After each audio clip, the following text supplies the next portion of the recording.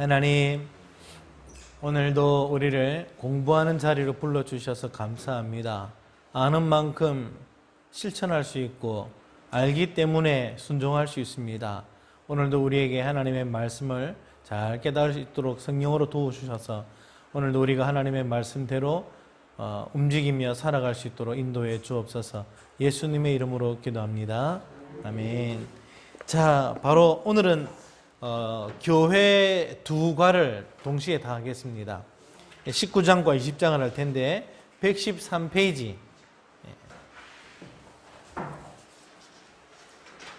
113페이지 자, 바로 시작하도록 하겠습니다.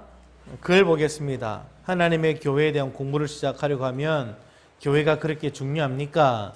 이미 구원받았는데 교회 꼭 나가야 됩니까? 라는 질문하는 사람들이 있다.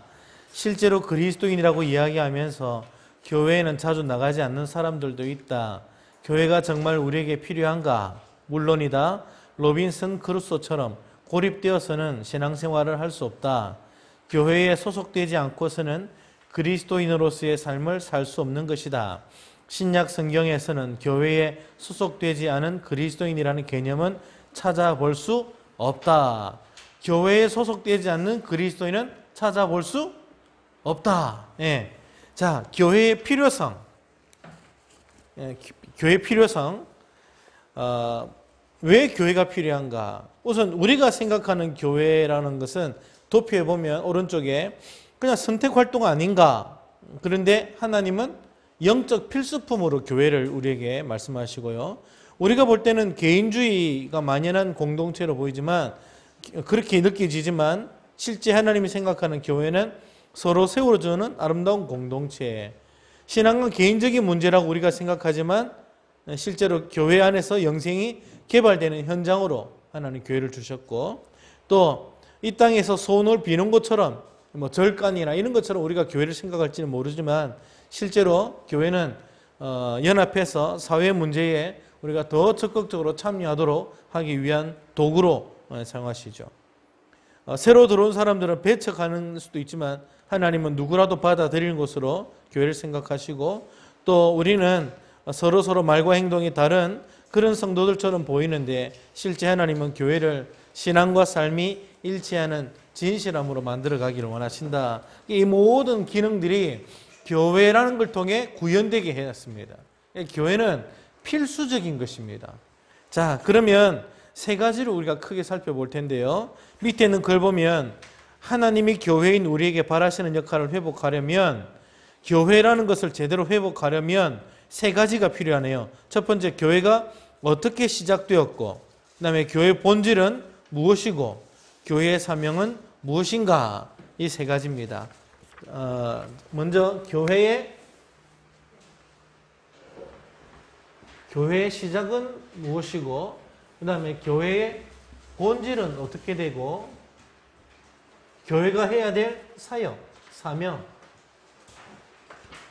사역은 무엇인가? 이 세 가지 큰 주제로 먼저는 일과를 다뤄보도록 할게요. 자, 교회는 어떻게 시작되었는가? 아주 오래전부터 시작되었어요. 자, 이것은 교회는 하나님의 비전입니다. 그죠? 네, 비전. 하나님을 위해 존재하는 백성, 온 마음으로 하나님을 사랑하는 백성, 하나님의 신실하심을 증명해 보여주는 백성을 원하신다고 성경이 말한다. 그래서 신명기에 보니까 모세를 통해 하나님 말씀하셨는데, 너는 여호와 내 하나님의 성민이라 이러면서 기업으로 택하셨다. 그러면서 하나님은 처음부터 사실 한 민족, 한 백성, 하나님의 나라, 그런 개념을 처음부터 생각했어요. 믿는 사람이 단독적으로 행동하는 게 아니라 서로 하나의 큰 백성을 불러들이면서 나라로 세우기를 원하셨던 거예요. 그게 교회라는 꿈이에요. 하나님의 교회를 세우시는 꿈. 자, 그 다음에 실제로 교회는 누가 세우시죠? 예수님께서 세우신 것입니다. 예수님 말씀 보니까 마태복음 16장 18절, 내가 내 교회를 세우리니, 내가 나의 교회를 세우리니, 예수님이 교회를 세우시겠다고 말씀하신 거예요. 그래서 실제로 예수 그리스도의 피값으로 우리를 하나님의 자녀로 불러주시면서 예수 그리스도 안에서 한 무리로 불러주시며 교회를 세우십니다. 자, 그 다음에 교회가 세워지는 데 있어서는 오순절 때 성령이 임했던 그 사건이 교회 출발점이었죠. 성령이 주시는 능력으로 교회가 세워진다. 자, 교회의 본질. 교회의 본질은 뭔가 그러면 교회 출발점은 사실 하나님에게서 출발하고 예수님이 세우시고 성령께서 능력으로 세우시죠. 그게 삼위일체 하나님이 교회를 세우신 거예요. 단임 목사가 교회를 세운 거 아니죠. 그죠? 어떤 사람이 뭐 여러 성도들이 모여가지고 우리가 한번 개척합시다 해서 세웠다고 우리가 세운 교회가 아니죠. 모든 교회는 하나님이 세우신 것이고 우리를 통해서 세우신 것입니다. 그래서 한 사람이 만약에 어떤 교회에 헌금을 거의 뭐 절반 이상을 했다. 그래서 이건 내 교회다. 맞습니까? 틀렸습니까? 틀렸죠. 교회는 오직 주님의 것입니다. 우리는 하나님 앞에 헌금하고 헌물을 할 뿐이죠. 그래서 하나님께 드린 건데 어떻게 자기가 다시 자기 것이라 말할 수 있나요? 교회는 하나님의 것입니다. 자, 그럼 교회가 하나님 것으로 세워졌다면 그 본질이 뭔가? 첫 번째는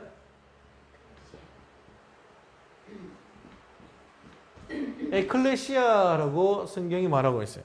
에클레시아가 뭔가? 밑에 한번 봅시다. 신약 성경에서 에클레시아라고 얘기하는데 부르다라는 의미를 갖는다. 불렀다, 이렇게 불러 모았다 그런 뜻이에요. 원래는 회중이라는 단어로 사용이 되지만 하나님께서 부르신 회중, 공동체를 의미했다. 그래서 핵심은 회중이 아니고 하나님이 그들을 함께 부르셨다라는 거. 그래서 하나님의 부르심의 결과입니다. 에클레시아는 불러 모은 자들. 그래서 고린도전서 1장 2절을 보시면 그게 잘 나오는데요. 하나님께서 부르신 자들이라고 되어 있습니다. 자, 그러면 밑에 있는 에클레시아는 어떤 교회와 어떤 교회 모두를 가르친다 되어 있는데 두 가지죠. 하나는 우주적 교회, 그리고 하나는 지역 교회.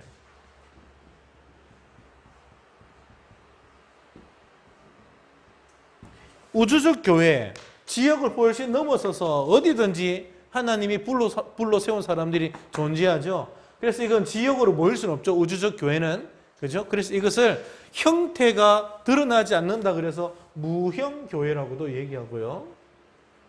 지역에 모이는 것은 숫자가 파악이되죠. 우리 안락역에도 안락동에서 한 지역에서 모였죠. 우리는 재직이 116명이에요. 현재. 그래서 우리가 형태가 있죠. 담임 목사가 있고 당회가 있고 재직들이 있고 그래서 이거 형태가 있기 때문에 유형 교회다.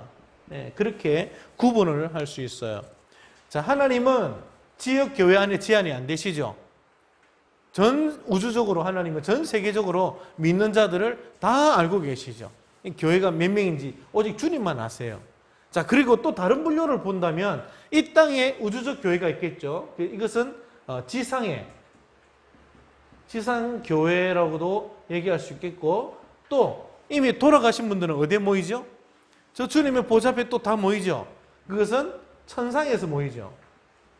그래서 천상교회라고도 구분할 수 있어요. 그죠? 예, 이미 돌아가신 분들도 다 주님과 함께 있잖아요. 그러니까 하늘에도 교회가 모이고 이 땅에도 교회로 모일 수 있죠. 그래서 결국 교회는 장소나 이런 걸로 구분하지만 실제로는 다 뭐죠? 하나의 교회가 되는 것입니다. 주님이 불러 모은 사람들이 어디 있든지 간에 주님의 품 안에서 하나가 되어 있는 한 개의 교회를 얘기합니다. 나중에 우리가 살피겠지만 이 하나의 공통회라는 단어를 라틴어로 얘기해서 카톨릭이라고 그래요. 카톨릭이라는 것은 천주교를 얘기하는 게 아니라 이 단어 자체가 하나의라는 뜻입니다. 교회는 분리가 안 되고 하나다라는 뜻이에요. 자, 다음 페이지 넘어가겠습니다.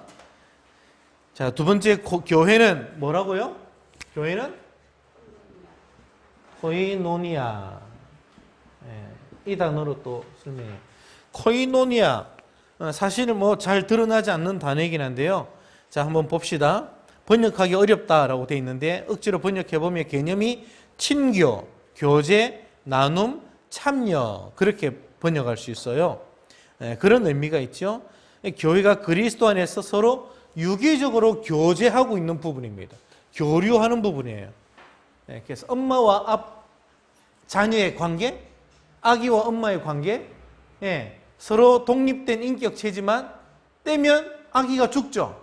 그러니까 서로 막 이렇게 관계로 서로 사랑으로 하나 되게 만드는 그런 유기적 관계, 그런 것을 코이노니아라고 얘기합니다. 그러니까 에클레시아는 하나님이 주도가 되어서 우리를 불러 모았죠.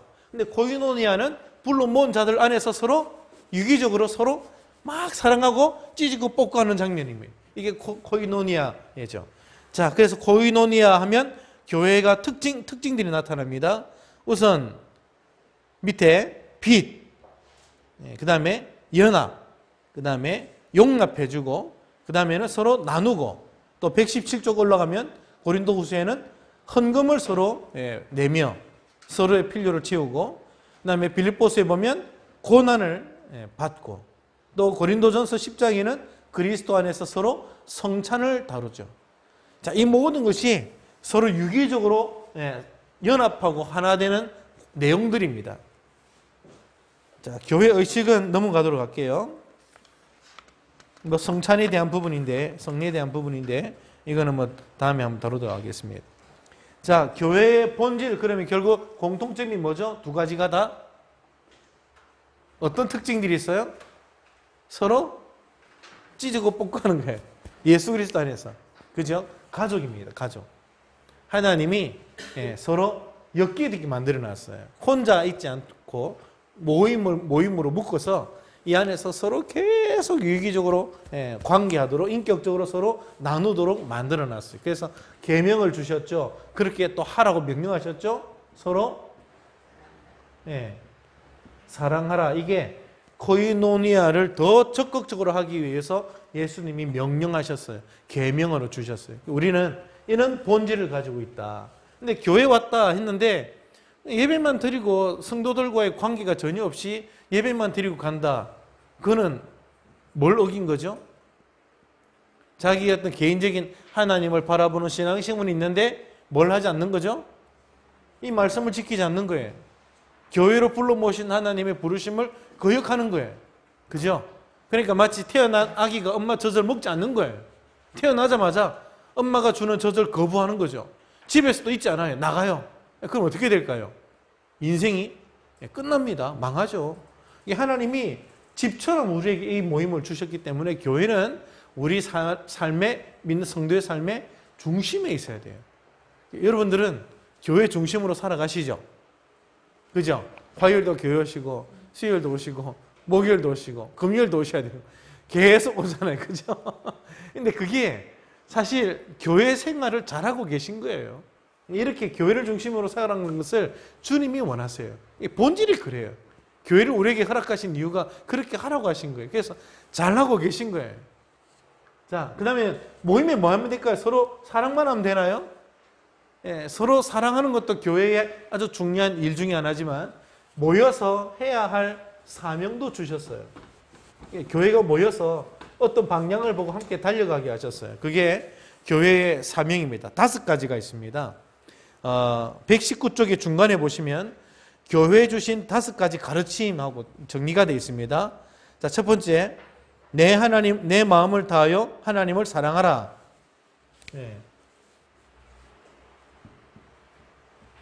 예배입니다. 하나님을 사랑하라. 하나님과의 관계된 겁니다.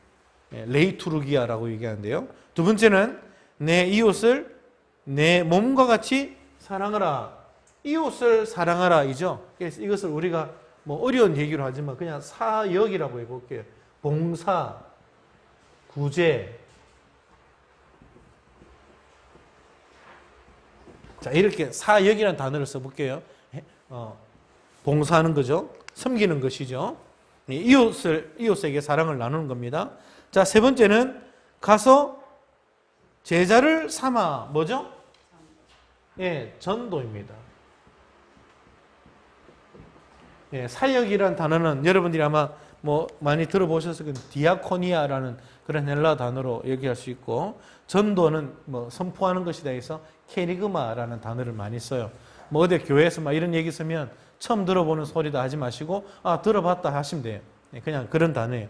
자, 네 번째는 세례를 주고 했는데요. 세례를 주고 교회원으로 받아들이죠. 그래서 교회 안에서 서로 교제하는 것입니다. 서로 사랑하는, 우리 안에서 하나 되는 것입니다. 다섯 번째는 그냥 사랑만 하는 게 아니라 5번에 보니까 가르쳐서 지키게 하라라는 말씀에 따라 교육 또는 훈련,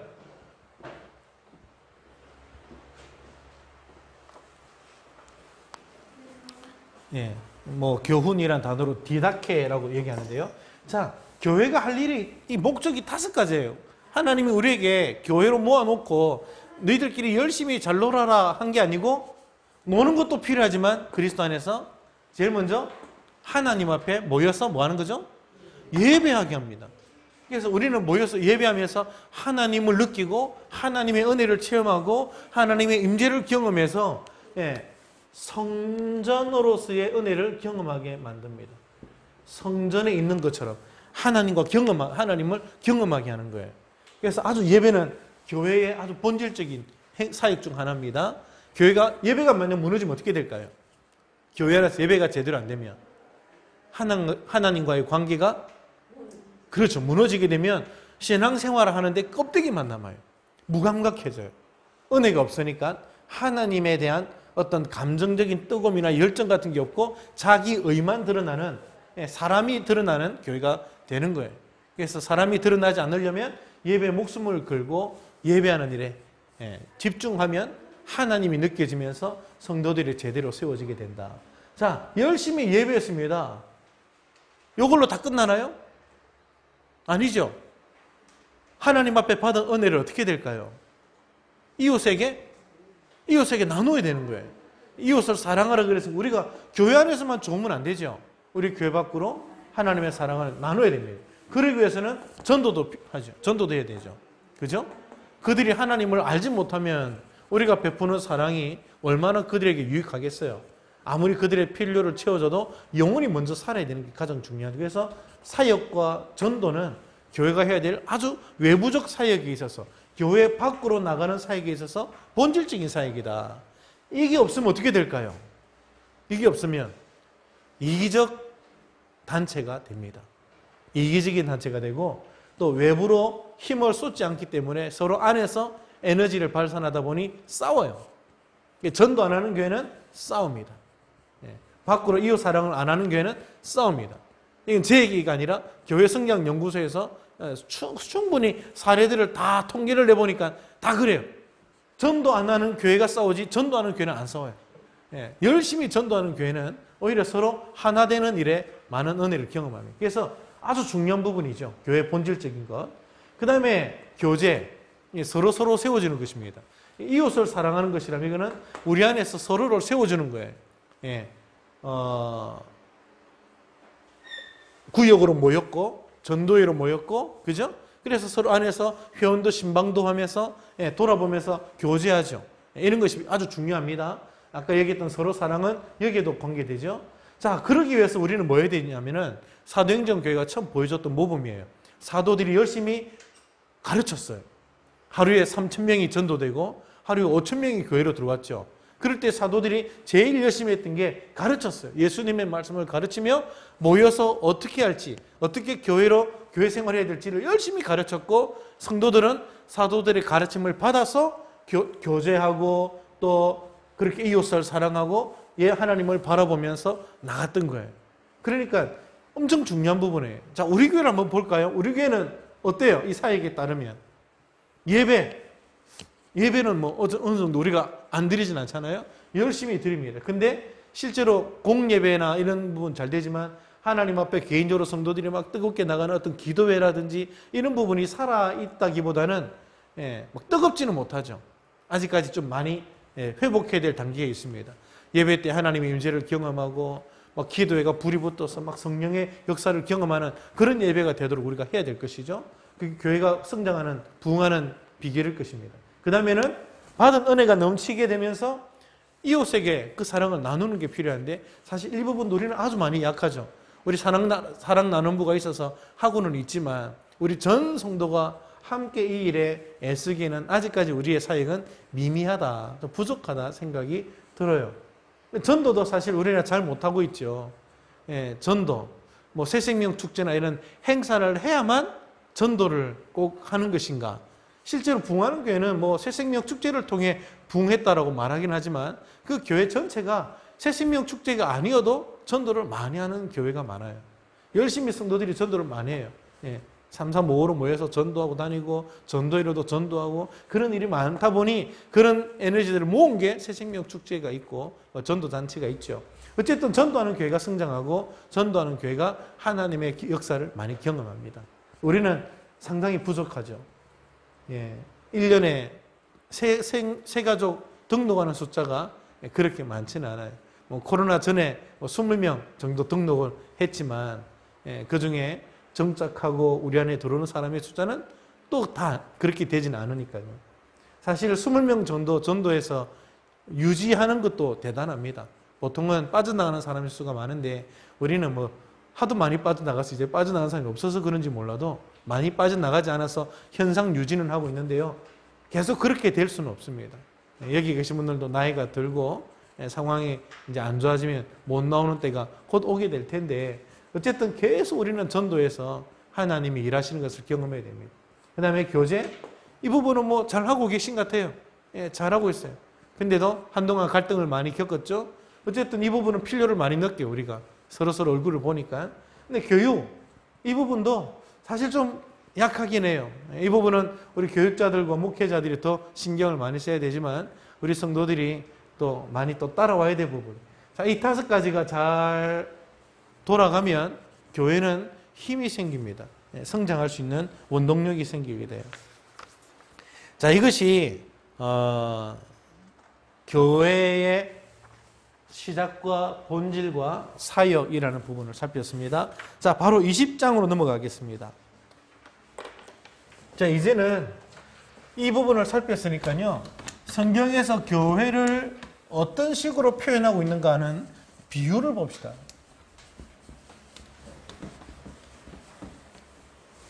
교회를 성경은 뭐라고 표현하고 있는가? 교회에 대한 비유. 자, 123쪽에 밑에 보면 첫 번째 뭐라고 비유하시죠? 그리스도의 몸이라고 표현하고 있습니다. 그래서 교회는 예수님의 몸, 예수님은 몸의 머리. 그래서 교회 머리는 예수 그리스도라는 것이죠. 자, 124쪽. 교회가 그리스도의 몸이라는 사실을 이해하기 위해서 우리는 교회의 2가지 특성을 알아야 한다. 자, 2가지 특성이 뭐죠? 몸이니까 연합해야 됩니다. 그 다음에 서로 다양한 기능들을 소화할 수 있습니다.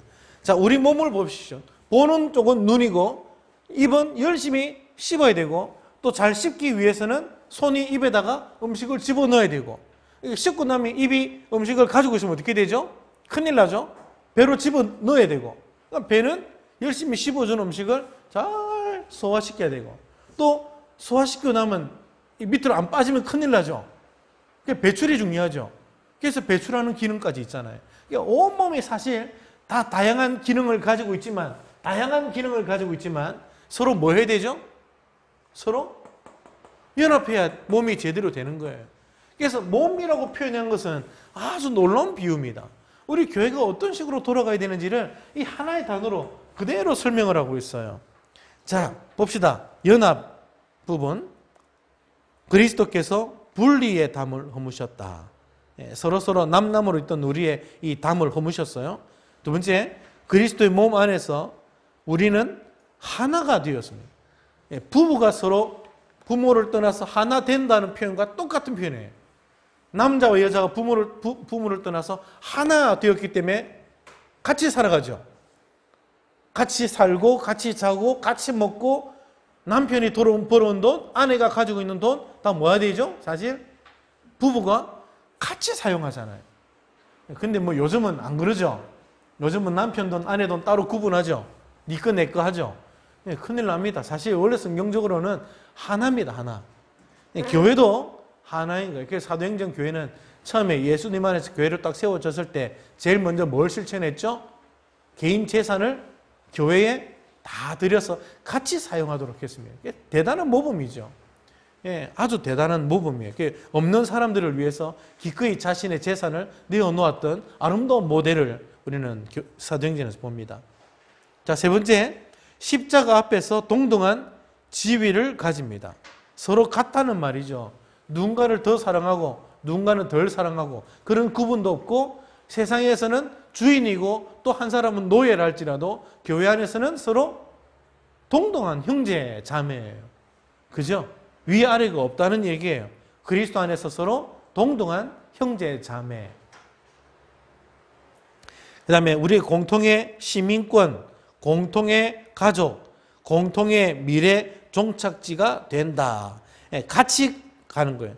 같은 방향을 보고 같은 꿈을 꾸고 같은 길을 걸어가는 가족입니다. 이것이 연합입니다. 자, 125쪽에 교회 안에서의 갈등하고 기억합시다라는 글상자가 있는데, 사람이 모이다 보면 갈등이 생겨요. 이건 현실적인 문제입니다. 자, 잘못된 방법으로 갈등을 해결하려면 어떻게 해결하는 방법은 어떤 것이었죠? 서로 갈등이 있을 때 험담하는 겁니다. 이거는 이 책을 외국 사람이 썼잖아요. 누가 썼죠? 세들백 교회, 케이 웨렌, 톰 할로데이. 세들백 교회는 아주 대단한 교회인데, 그 교회에서 쓰면서도 갈등 문제를 얘기를 합니다. 사람이 어디 있든지 교회는 갈등이 있어요. 근데 이 갈등을 험담하면 교회는 갈라집니다. 험담은 하면 안 되겠죠? 만약에 험담하는 사람이 있으면 옆에서 잘 얘기해 줘야 됩니다. 어떤 목사님 보니까 부흥회 가서 하는 얘기가, 막 갈등하면 옆에서 오리 꽥꽥 이렇게 외치라고 했는데요. 어쨌든 갈등을 하면 험담은 하면 안 됩니다. 그죠? 실제로 갈등이 생길 때 제일 좋은 방법은 뭐죠? 대면해서 그 사람과 문제를 잘 풀어야 됩니다. 올바른 방법은 대면, 조금 더 각색해 보면 신방, 서로서로 만나는 겁니다. 실제로 예수님께서 마태복음 18장 밑에 9절에 보면 형제가 죄를 범하면 가라 했습니다. 가서 우선 그 사람 상대해서 권면해라. 듣지 않으면 한두 사람 더 데리고 와라. 그래서 만나라. 그래도 안 들으면 교회 말하고 교회가 공식적으로 가서 만나라.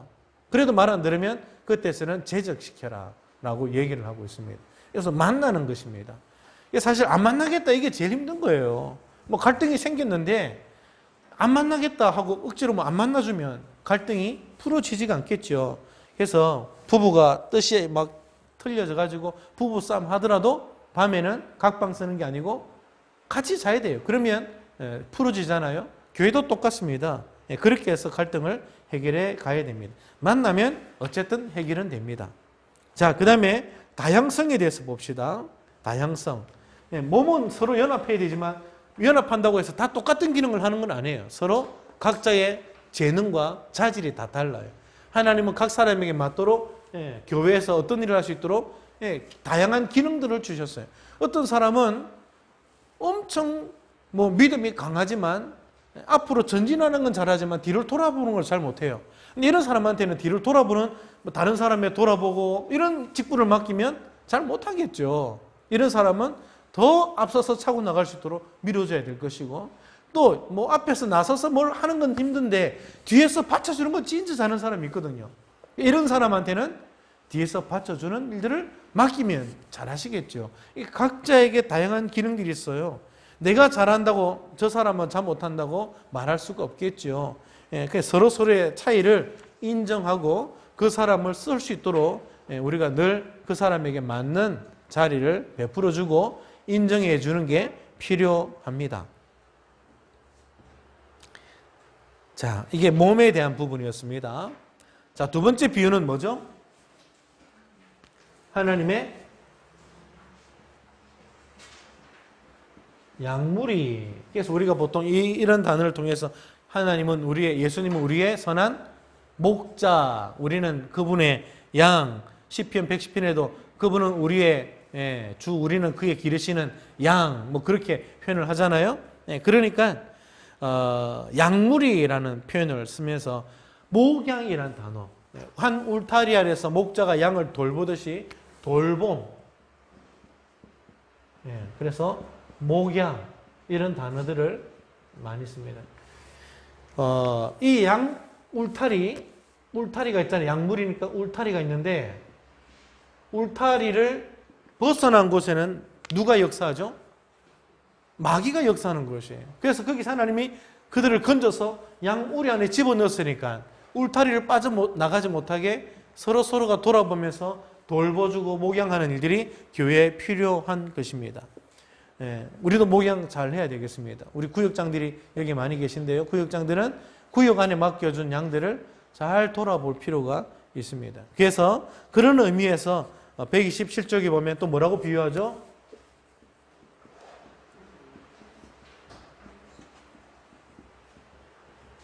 권속, 가족이라는 단어를 씁니다. 내용 보면 하나님은 우리를 가족으로 입양했다. 그 다음에 2번에 보니까 우리는 서로를 가족으로 대해야 된다. 자, 디모데전서에 있는 구절 볼까요? 늙은이를 꾸짖지 말고 권하되 누구한테 하듯? 아버지에게 하듯 하고, 젊은이에게는 형제에게 하듯 하고, 늙은 여자에게는 어머니에게 하듯 하며, 젊은 여자에게는 온전히 깨끗함으로 자매에게 하듯 하라. 가족처럼 여기라는 것이죠. 그죠? 예. 그래서 사실 여기에 계신 분들은 만날 때마다 언니, 동생 이렇게 할 필요가 있어요. 그죠? 예. 형제요, 자매요. 예. 그게 좀 어색한 표현이지만 친숙한 표현을 바꾸면 형님 아닙니까? 그죠? 형, 동생. 예. 그럴 수 있는 거예요. 왜냐하면 그게 가족적인 단어니까. 예. 그렇게 해서 우리가 더 서로에게 친숙하게 다가갈 필요가 있습니다. 자, 그 다음에 또 어떤 비유를 썼죠? 집, 하나님의 집.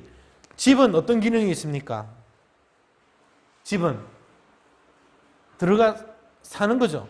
집안에서 온 가족들이 만나고 거기에 거주하는 개념이죠.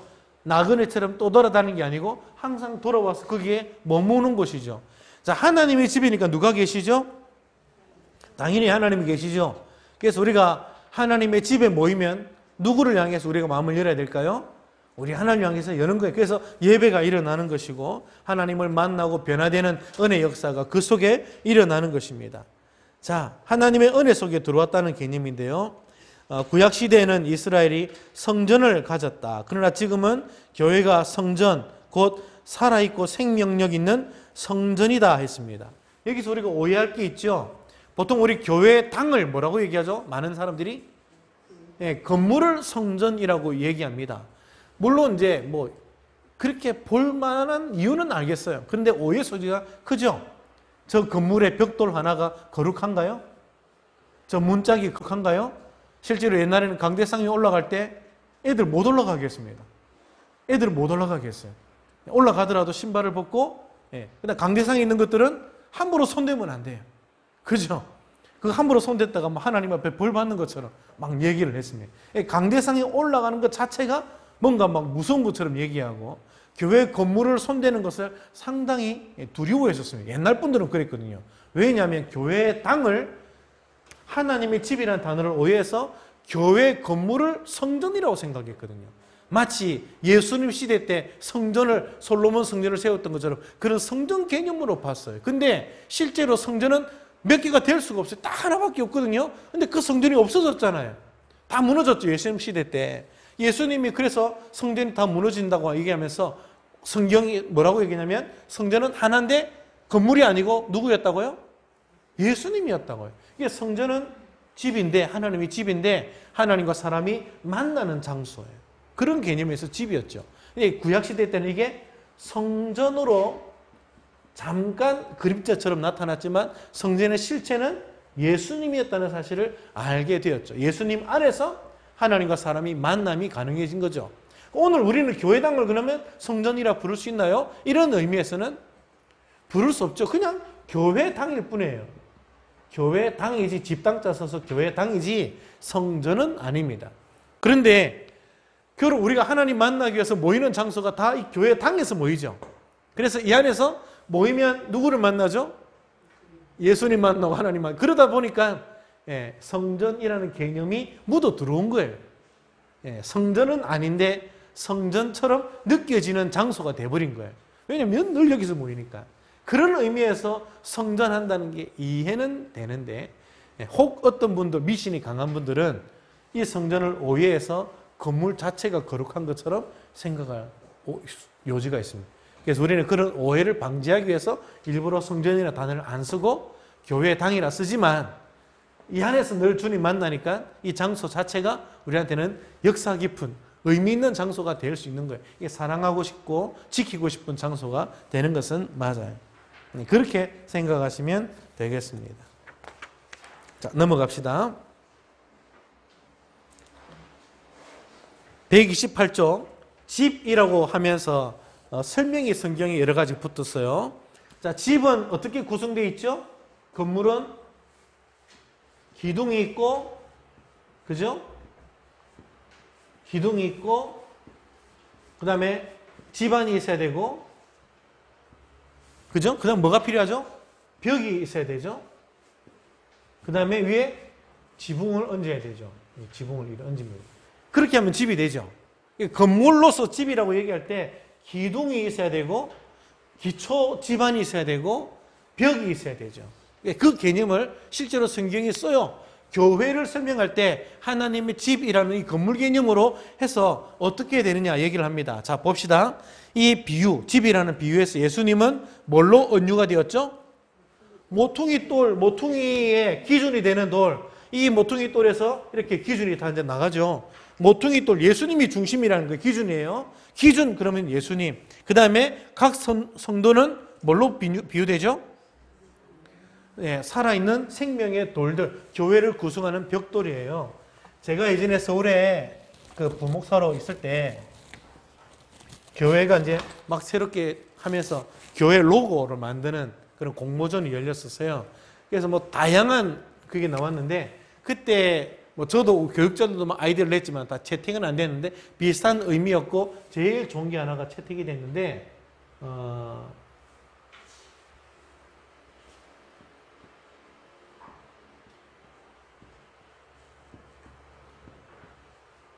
이거예요. 이해되십니까? 이게 이제 그 교회 로고로 채택이 됐어요. 교회 집 건물을 연상시키죠. 근데 건물을 연상시키는데 안에 뭐가 다 재료가 돼 있죠? 작은 십자가들이 빼곡하게 있는 거예요. 그래서 성도들의 실제 성도들이 교회의 구성 요소가 되어서 성도들이 서로 예수님 십자가로 엮이면서 교회라는 하나님의 집을 세운다. 그런 개념이 이 로고에 담겼어요. 정말 멋진 작품이 나왔어요. 지금 봐도 예쁘더라고요. 그 로고는. 근데 이게 실제 교회론의 핵심이죠. 하나님의 집이라고 얘기할 때 벽돌, 성도 한 사람 한 사람 벽돌이에요. 성도 중에 기둥 같은 일꾼도 있고 서로 연결되어져서 끈끈한 하나의 이런 건물을 만들어내는 거죠. 아름다운 영적 건물을 만드는 거예요. 무너지지 않는 집. 이 기초는 누굴까요? 기초돌. 기초돌은 예수님이 아닙니다. 성경을 보시면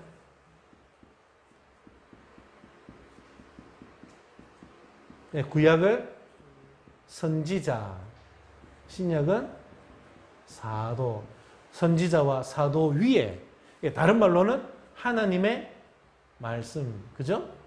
신구약 하나님의 말씀, 선지자의 글, 사도의 글, 하나님의 말씀 위에 세워져 있는 아름다운 유기적 연합체, 이게 교회인 것이죠. 정말 멋진 비유입니다. 자, 마지막 하나가 남았죠? 자, 마지막 어떤 하나 비유. 교회를 뭐라고 설명하죠? 그리스도의 신부다. 신랑은 누굴까요? 그리스도의 신부니까 신랑은 예수님, 우리는 신부. 그래서 이 비유 속에서 주님이 어떻게 설명을 하셨냐면은 그리스도는 신랑으로서 뭐 하죠?